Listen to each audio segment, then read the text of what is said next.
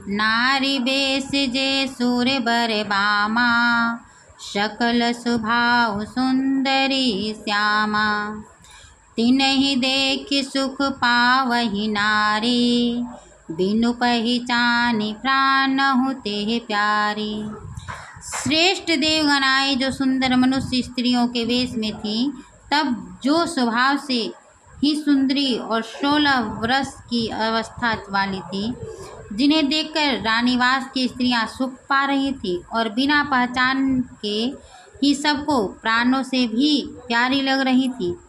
बार बार सन्मान ही रानी, उपमा रमा शारद समझानी। सिय सांवरी समाज बनाई, मुदित मंडप ही चली लवाई। उन्होंने पार्वती जी, लक्ष्मी और सरस्वती जी के समान जानकर रानी ने बार बार उनका सम्मान किया।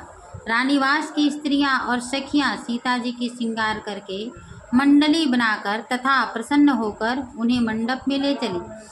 चली ल्याहि सीतहि सखी सादर, सजी सुमंगल भामिनी।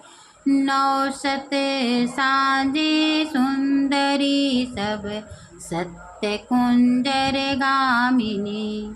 कल गान सुनि मुनि ध्यान त्यागहि, काम कोकिल लाजहि। मंजीर नुपुर कलित कंकन, ताल गति बर बाजहि।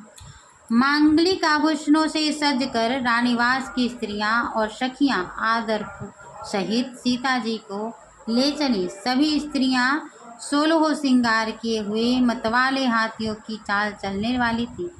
उनके मनोहर गान को सुनकर मुनि ध्यान करना छोड़ देते थे और कामदेव की कोयलें भी लजा जाती हैं।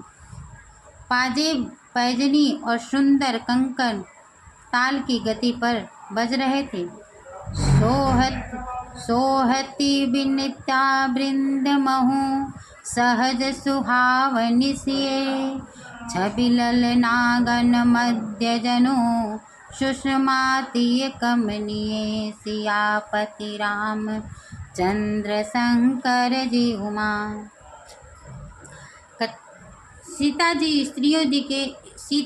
स्त्रियों के समूह में इस प्रकार शोभ्यमान हो रही थी, मानो छवि रूपी ललनाओं के समूह में कोई साक्षात परम मनोहर शोभा रूपी स्त्री सुशोभित हो रही हो।